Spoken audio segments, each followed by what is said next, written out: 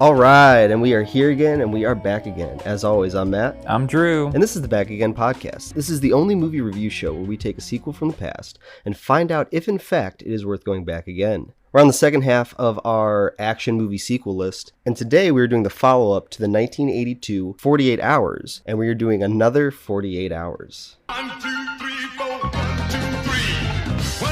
It's been 7 long years. Look, I got 48 hours to bring this guy in. I'm history. You want me to go out with you for another 48 hours? Now look, Reggie, this time I promise you it's gonna be different. But Eddie Murphy and Nick Nolte are back. Let me tell you something. I ain't working for you. I don't like you, and I don't trust you. Another 48 Hours comes out in 1990. It's directed by Walter Hill. It's starring Eddie Murphy, Nick Nolte, Brian James, Edo Ross, David Anthony Marshall, and Brett Jennings. Another 48 Hours picks up 5 years after the events of the first film, where policeman Jack Cates once again needs the assistance of convict Reggie Hammond in hunting down a serial killer known as the Iceman, who has targeted Reggie as his next victim. So that's kind of the general plot of this movie, but if you think about it, there's a couple other different subplots as well, because not only do you have, and you can jump in anytime you want here, but not only do you have the introduction of some bikers at the beginning of the movie, and then we reveal that this is later going to be the brother of the bad guy from the first film, but then once we finally get to see Nick Nolte again, he kills this guy in a gun battle, and apparently the guy had a picture of Eddie Murphy's character, and this is going to insinuate that somebody's out to kill him next, right? Just to go back to that killing of that guy, he then gets in trouble, Nick Nolte, because apparently the guy didn't have a gun on him, or they couldn't find a gun after the fact. That's never addressed. We see him shoot a gun at Nick Nolte. Nick Nolte... He blows him away. He blows up the gas station, essentially. And so everything's incinerated, and they can't find the weapon that the convict used. But I don't know, they're actually looking, and it's not like the gun just disappears if it melted in extreme heat. But they never do end up finding it, and that's the main crux of the whole story, is that, well, I guess it's not the main one, but it at least is for the first act. Well, which is, Internal Affairs is on Nick Nolte's ass because he just unlawful killing or whatever you want to call it. Well, it's one of those things where, how we always say with these sequels, they double down. It's not only is there somebody that's going to try to kill Eddie Murphy, but he also needs to find this guy because it's going to prove that he's right about this theory or this, rumor that there's a killer named the Iceman. And it can kind of prove that, he was getting shot at by this guy. But the only reason why they... Well, it's more of a stepping stone, I feel like. Well, the only reason why they even introduced that gun disappearing thing is because that's their wink from the first one. Because in the first one, the bad guy takes Nick Nolte's gun, and then the whole movie is not only finding this guy, but it's getting his gun back. In this one, they don't have kind of a clever way to kind of keep Nick Nolte extra invested. So they put in this, like you said, internal affairs thing where it's you killed a guy and we couldn't find his gun. So now if you don't prove your innocence, you're going to jail. And of course, Eddie Murphy then can have fun with that because he can be good, because I'm in jail. And I think that's a good segue into talking about Eddie Murphy once again being in jail in this movie, because the first 48 Hours, like we said, comes out in 1982. This movie comes out in 1990, so this is 8 years actually after the fact, but they say in the movie that it's only 5 years. And when we ended the first 48 Hours, I asked you, I was Eddie Murphy's character, he was getting out actually in 13 months or 6 months. It was 6 months. 6 months or something like that. So there was risk to him even participating in the first 48 Hours because he was so close to getting out of jail. In this one, apparently he got out, or he did something bad again, and now he's been in prison for another 5 years. Well, he got framed, I think. Well, he got framed, but geez, it's been 5 years and he's still been in prison. It's such a shameless recycling of the plot, where it's logic dictates that if they did a sequel, they shouldn't have, first off, and two, that they would do something different, where they would at least flip the script where Eddie Murphy needs Nick Nolte's help. Yeah. And Nick Nolte has... They should have just fast forwarded to where Nick Nolte shot a guy. That should have been the opening. He's arrested. That's your first act. And then Eddie Murphy comes to him. That's your beginning of Act 2. And Eddie Murphy needs help. And Nick Nolte now either owes him a favor or is reluctant to do it. I don't know. You could have fun with that. But they literally just contort the story or the plot or the sequence of events to put Eddie Murphy just back in jail so they can just verbatim redo the first movie. Yeah, I think no matter what they did to try to switch it in the second one, like based off everything you pitched, we can both agree that this movie just would have been a lot better if we started with Eddie Murphy out of prison. Yeah. Like he's a free man. Let's see what he's up to. Let's see what he's doing. I think it would have been interesting, like you said, to where Nick Nolte, you keep that shooting in there and he's in trouble. And when he's, pretty much stripped from his badge and gun, he's kind of like an independent, detective at that point. He's kind of just like doing it on his own will. So then he can go to Eddie Murphy for help. And now they're both like kind of, well, that's the thing. Is loose he cannons. Would have just been stripped. He would have been like arrested. Yeah. Well, even if they, just as like, what's it called? Like professional courtesy, they just give them like a leave and they say like, you're going to have 48 hours to get your affairs in order before like, get a lawyer, do all your kind of stuff. And he decides to use that 48 hours to try to prove his innocence. That would be really good. That would be good. There's your stakes right there. We've got 40 hours for you to put your affairs in order before you're shipped off to prison. And then instead of doing that, he gets Eddie Murphy to help him. That would have been, God, that's such a good idea. We came up with that in like 10 minutes. But no, instead we get Eddie Murphy's just back in prison. Nick Nolte's needs help again. He needs his help again. We don't really know why Eddie Murphy is deciding to help him, but there's the threat of the money from the first one. Apparently this money has still just been lying around. Nick Nolte reveals that he's got it in like a locker. The money's or something like that. Never been spent. But I mean, those are the only stakes. And to be honest, at the end of the movie, I don't remember if Eddie Murphy gets the money back. He does, because it's in the locker and he like offers it to him. Yeah, but doesn't he just go back to prison? I honestly don't remember. I don't remember. I really checked out by the end. I got like halfway through Act 3, and then I really checked out. Well, let's just to talk about like the main plot once again. It's a little convoluted, and it does everything that the sequels do, and it does the same thing that most sequels do, which is, I guess, 2 bad guys. So we're gonna start off with our motorcycle bad guys. Well, there's like 3. Well, okay. Well, that might be a spoiler, but we'll get to that in a second. Because I thought there was only 2 bad guys. If there's a third, then well, get if you're to that. counting the 2 bikers as one bad guy, then yeah. Then yeah, I'm just counting the bikers as like one. Okay, the collectively bikers. Yeah, is and their one bad leader, the leader in the bikers, is the brother from the bad guy of the first one. So he's kind of our main bad guy. He's going around. He's actually he shoots Nick Nolte in the chest. He, like, 5 times. Yeah, Nick Nolte's like sitting at a diner. He taps on the glass, bang, bang, bang, and then we're like, oh, that's a wrap on Nick Nolte. But then like, no, I think the doctor does a throwaway line where she's like, good thing you're always wearing that bulletproof vest. Which would have been like fine if that was something he did in the first one. It actually would have been really clever if like Eddie Murphy just sees it in the first one, he makes a comment on it, but Nick Nolte never ends up getting shot. And then in the second one, there's your payoff. Well, they don't even really use it, right? Because even when Nick Nolte shows himself again and that biker thinks that, like he's surprised that he's alive, he just says like, no way. But it reminded me of the first Lethal Weapon when Gary Busey, not Nick Nolte, but Gary Busey drives by and shoots Mel Gibson into the window. And then they decide like, no, we can use this to our advantage because now they think you're dead. So there's nothing even like thrown in there. I think it's just like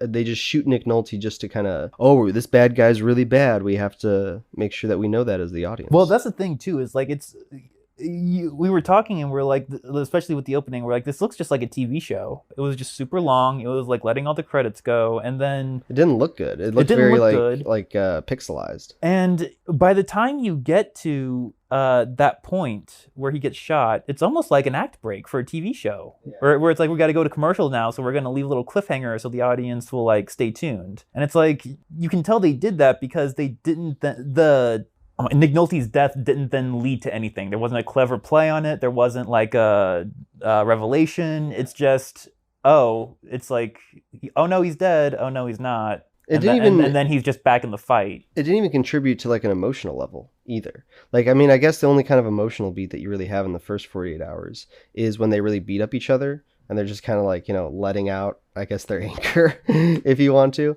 But in this one, he literally gets shot, and we think he's dead, but it's never treated with like, it's not like Eddie Murphy cares. It's not like Nick Nolte cares. The doctor's like, hey, you're always wearing that bulletproof vest. So, and it's like they had the girlfriend in the first one as the emotional anchor, so that we have a reason to like care, So we see his soft side with his like racist side, and then like in this one, he's like a throwaway line, "Girlfriend left me," and it's like, oh.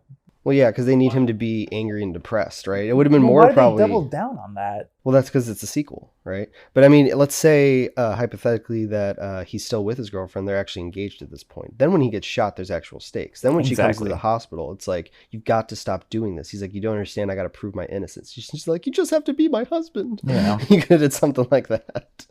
But no, instead he does in like a throwaway Nick Nolte line. She left me, and then So that's our first bad guy, right? And then the second bad guy is the rumor of this killer, or I guess he's also the Iceman. He's the Iceman, but he's also the person that apparently puts together these jobs that Eddie Murphy did in the first one. So it's kind of weird because just the rumors of this guy, being called the Iceman, but what does he actually do? Does he kill people? Does he just put together jobs? Is he just like the biggest name in crime right now that they can never seem to track down and get? That's essentially exactly what he is, just the last one. Yeah, it's the last one, but then they also introduce this idea that it could be like a dirty cop. But my point I'm trying to make is what does the Iceman do?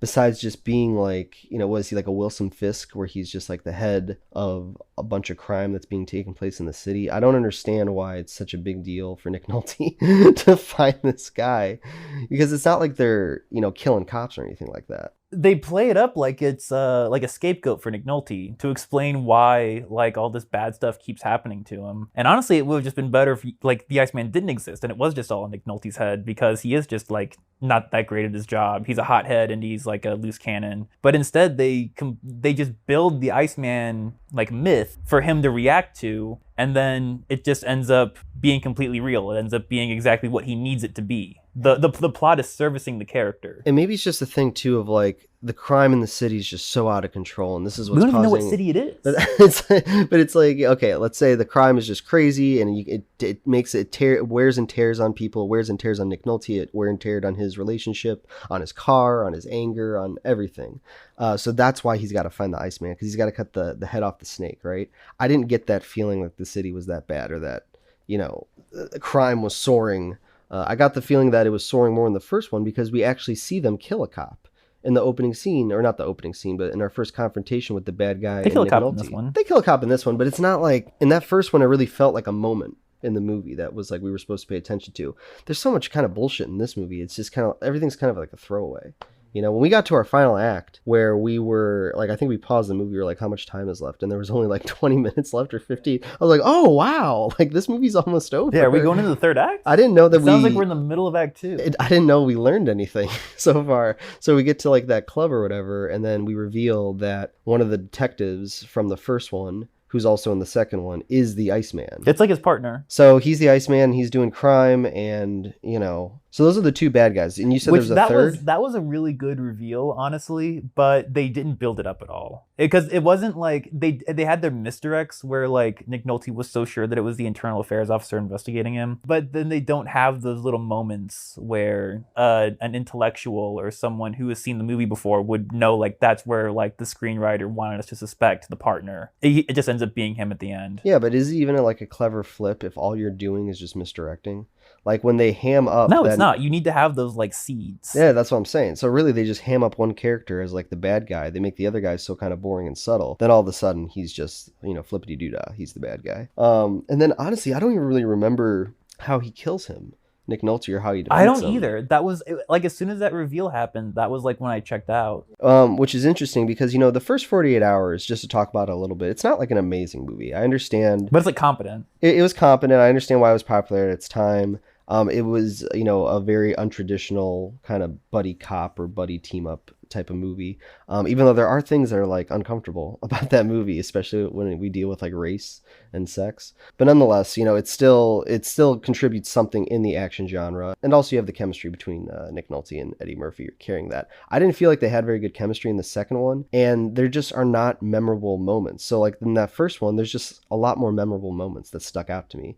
The first time we meet Eddie Murphy, and even then just to go back to the action of how they kill the bad guy in the third act. Nick Nolte in that first one, he just kind of walks up to him almost like a cowboy, and he just shoots him blank a bunch of times, and he kind of stands there in the fog, and you see his shadow and stuff. So it's a really kind of cheesy way to kill the bad guy, but it's still memorable, right? And in regards to the second one, we can't even remember how he kills the bad guys. And I think what's a little different about this movie too, just to go into the budget and the box office, right? So the first 48 hours, like we said, comes out in 1982. It's got a budget of $12 million, and it's got a box office of $78.9 million. And then the second one, another 48 hours, which comes out in 1990, it's got a budget of $50 million, and it's got a box office of $153.5 million. So it's still kind of successful. It's still kind of successful, right? But now when we get into the Rotten Tomato scores. Okay, so the first 48 Hours has a 93% on Rotten Tomatoes, right? And then another 48 Hours, which comes out in 1990, has a 21% on Rotten Tomatoes. So yeah, like that first one's not like amazing, but it is very competent in what it's trying to do, and it's got somewhat memorable scenes and entertaining moments. But this second one, I mean, I'm sure it just made all its money back because people wanted to see Eddie Murphy and Nick Nolte back at it. But man, did they really fell for that sequel trap where they just put everybody kind of in the same position that they were in the first one. They kind of doubled down on the villains. They introduced a little plot twist, but I don't really think there was any memorable even action scenes in this movie. Action scenes, no. Or even performances. Like, well, I like the scene when they were in the bar and Eddie Murphy saw I forget the woman's name, but it was the woman who pickpocketed the guy, and then he goes and like cons him into like, I'll go get your money back if you give me half. And then he goes and he tries to con the girl, and then the girl brings out the knife. Like that whole sequence was like entertaining. That was just like a good character moment. Yeah. Everything else is so reliant on these villains that no one cares about because it's just the Iceman. No one even believes that he exists except for Nick Nolte. Yeah, and those scenes are funny. They're just so like, you know, it kind of reminds me of certain things in Bad Boys 2 that we just did, where you have these kind of side scenes that kind of just are fun, but they don't really contribute to the plot of the movie in any kind of way. No, you know, we have a lot of those scenes in the first 48 Hours, even when we go to the cowboy bar and Eddie Murphy does his whole like performance, you know, with the gun and stuff. But that's a fun scene that's also contributing to the plot because they need to be there. Right, I'm sure they needed to be at this bar as well, but it's very disjolted, and it's, you know, so I'm only hanging on to this movie watching it if I get, you know, kind of just fun scenes that distract me from the plot rather than contribute to the plot. But yeah, that's the whole thing is like in the first one, everything is in service to the plot, where they like the redneck bar, for example, they needed to be there because they needed to question, and they ended up questioning the bartender. In this one, and then the conflict stems from that. In this one, Nick Nolte's questioning the bartender, there's exposition happening, and then Eddie Murphy's sequence is there to distract us from being bored from the exposition that's being delivered to Nick Nolte. And then there are two elements that are just like in conflict with each other, because you just have something entertaining that's not relevant to the plot, and then you have exposition, which is not entertaining, but is important for the plot, and it needs to be in there. And they just, I don't know if it was they couldn't or they wouldn't, but they just didn't find a way for those two to mix. To be fair, I think there is another memorable moment in another 48 Hours, and it's actually the ending, because we were just saying how we forgot about the ending. Like, what was it? And it's starting to come back to me now, and it's actually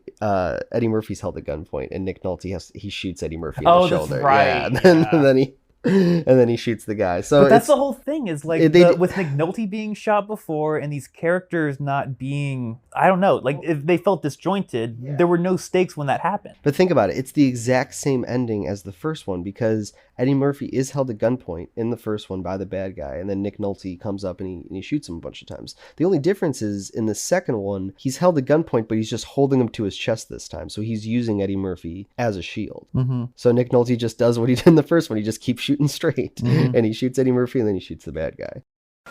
You did good, Reggie. You did real good. Doc says she's gonna be fine. Guess I'm a pretty good shot, huh? No one really seems like they want to be there. Like, the performances from Nick Nolte and Eddie Murphy are good, but, you know, their performances are way better in the first one. They just seem kind of like, we're doing this again? All right, let's just do it, you know? Eddie Murphy isn't really funny, and he doesn't really have to be funny, but I would say that he was very smooth and confident and charming in the first one. Like, he plays it very cool the first time he contributes to one of the missions where a guy's running out of the apartment, and he opens the car door, flips him over, and he grabs the gun really quick. Like, he's just very smooth. And this second one, he just seems angry because he's been stuck in prison again for another 5 years. And Nick Nolte's just using him again. Eddie Murphy is essentially, or his character is essentially like the audience, where he's just like, I can't believe I'm still in prison. I can't believe you're coming to me again with this stupid 48-hour bullshit. And I can't believe you still have my money that's in like a locker. I can't believe that I haven't gotten my money yet. It's like Eddie Murphy is just the audience. And then Nick Nolte's just a director. You're the convict, I'm the cop, you're going to do what I say. It's like, you're the audience, I'm the director, you're going to watch the movie. I don't know if we've used this word yet to describe any of the movies on this list so far, but I would say that this one is the most forgettable. Yeah. It's almost like you could have told me that this movie didn't exist, and I believe you. Which is really funny because, like, we were trying so hard to, like, not do a forgettable movie for, like, this one because this was kind of the last slot that we had to fill. And we just ended up screwing ourselves so hard by picking this. You still here? I didn't think you'd stick around. You think I'm happy about being here, you can guess again, all right? So as always on this podcast, we ask 3 questions that lead to a final vote of is it worth going back again? And the first question is, does it work as a sequel? Nope. I feel like I always say this, but this is like the worst sequel. Like I feel like I said that with Escape from LA. I feel like I said that with like another movie. It's like we just keep getting worse and worse sequels because this one, it's nothing's changed. They simultaneously say 5 years have passed because we need a reference point, and yet nothing is different. Yeah. And the stakes weren't raised either, right? Because that's the thing we always look for in these sequels. At least, like, that's the thing is, I don't give a shit about the external stakes. I don't give a shit about the villain in buddy cop movies. I care about the stakes that they have with each other. And in this one, yeah, there's nothing. Well, I'll say this, because most sequels, what they try to do, and I'm gonna give it an X as well. I don't think it works as a sequel, but what most sequels try to do is they try to give the illusion of higher stakes. But then you look at another 48 Hours, and we introduce 2 new bad guys, but does anything bigger happen? Do the stakes get actually more dangerous? Or do the stakes just even get bigger? Like, I would argue that they don't. This movie is probably more contained than the first one. And the first one already had a contained movie because they were just chasing a guy around the city who happened to have his gun. Yeah. It's like the same thing with this one, only it's not even as interesting or big, right? Yeah. It's just the connection's looser because instead of the bad guy actually having something that Nick Nolte needs, it's a ghost that he's chasing. And those only work if the ghost ends up being a symbol or a metaphor. He needs to prove that he's innocent. But it's just kind of weird that the way that he proves that he's innocent and that he doesn't have to get convicted for manslaughter is by proving the existence of this fictional or this rumored bad guy named the Iceman. But it's just very it's just kind of sloppy. That would have been fine if the crux of it wasn't the gun got incinerated, because that's not how gas fires work. Well, like what if he shot a guy, killed him or whatever, and let's say he exploded or whatever. But then let's say like a day later, after he's been like told you're going to be convicted of manslaughter, he sees that guy walking around the streets. So then he's got to go find that guy and chase him down to prove that he didn't kill him. I mean, I'm just trying to replace the gun thing that they did in the first one. The missing gun, yeah. You can like do anything. Yeah. But no, it's he literally did kill this guy. The gun did get incinerated. We can't find it. So finding the Iceman isn't going to magically bring this gun back from incineration. The least they could have done was shot it in a way that we don't see the other guy's gun, and then we're constantly questioning if Nick Nolte did shoot an unarmed guy. We see an insert of him firing that gun immediately. He misses Nick Nolte so many times. Exactly, yeah. And that's the thing too, is they couldn't have found the bullet holes in the fucking or anything. Yeah, they're they're FBI. They're not FBI, but they're internal affairs. How do they not? Let's just say they have the ability to get forensics. I don't know why they didn't get forensics. And they even make a point for the internal affairs officer to say do a complete scrub. I want to find this gun. They don't find it. They don't find anything. It's between Nick Nolte and these incompetent cops, it's whatever city this is, they're basically boned. So that sounds like it's going to get 2 X's right away. So the next question is going to be, is it enjoyable / entertaining? And I'll make this one quick and I'll say it is not enjoyable / entertaining. I think the 2 words that describe this movie that I hope we haven't used so far on the list are forgettable and flat. Yeah, flat. I feel like you could only watch this movie if you hadn't seen the first movie in a while, and it was just one of your favorite movies, and you just happened to catch the sequel. You would be like us, and it would be oh, they have a sequel to that movie. Then yeah, if you like the first one, then you could watch this and probably not be offended. But if you do it like how we did it, where you literally watch the first one, then you wait a couple of days and you watch the second one, so it's still fresh in your mind. A lot of those scenes. This one comes across so flat, and it comes across as just autopilot, right? You really have to wonder if the people who write and direct these movies actually go back and watch the first one, these sequels, they go back and watch the first one to get it fresh. Because it really seems with a lot of the mistakes that a lot of these movies seem to maybe not mistakes, but pitfalls they fall into, it really just seems there's a disconnect between the writer, the director, and the original source material. Well, even just look at the budgets for these, right? The second one has a $50 million budget. And it's where does that money go to? Because the first one's got $12 million. Eddie Murphy, probably. Yeah. Because the first one's got $12 million, but there still are some set pieces that I remember from that movie. When they're chasing the bus and they're shooting the bus over there. And, you know, I would say that there was better action in the first one than there is in the second one. There's probably more explosions in the second one, and they had, like, you know, you said, to pay Eddie Murphy, but it's not like the money went towards making this movie more entertaining or enjoyable. Getting better screenwriters. So that sounds like it's going to get another 2 X's. So the last question is going to be, does it need to exist? And no, I don't think it needs to exist. No. And it's hard because a movie like this could exist. And I think based off of like what we said, even with like the different plots that we pitched, like I would like to see these characters again. I'd like to see them, you know, this is one of those things where all the things we always ask from a sequel were a bigger world, a continuation of the characters and stuff. I really wanted a continuation of the characters with these characters. I wanted to see them grow a little bit, see them mature. I wanted to see a different dynamic. Exactly. And we get the exact same dynamic. Because the whole point of the first one is the dynamic. Yeah. They really lean into like the race of it. They really lean into the relationship of it. It's the race and it's the convict cop angle. Yeah, and they don't do anything with that in the second one. Like there was a moment where the two of them were shooting guns down the street at like the bad guy. And I don't even remember how Eddie Murphy got that gun, but the first one was a whole big deal whenever he got a gun. Yeah. Right? And he's still a convict. And he's still a convict, but in this one he just has a gun. Yeah, and I'm sure they explain it, but it's like, don't make me work for it. Yeah. Right. Like if you're gonna have moments like that, then at least make them clever, punch them up. Don't just he's probably okay that Eddie Murphy has a gun now because it's been 5 years and he like knows you can trust him a little bit more now. And it's like, no, make a deal out of it. Like make a fun moment. Yeah. It literally felt like it took 48 hours to watch this sequel. It's a good one. Thank you. So that sounds like it's going to get 2 X's. It does not need to exist. So if you're doing that math at home, it's going to be 0 checks, 6 X's, and it's going to get 1 giant X for not worth going back again.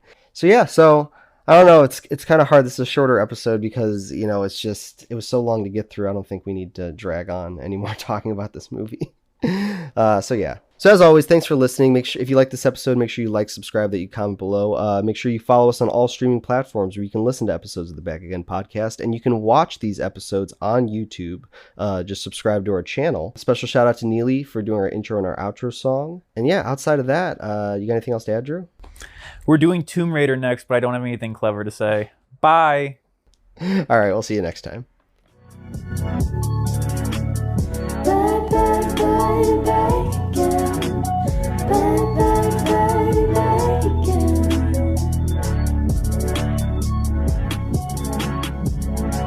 I'm back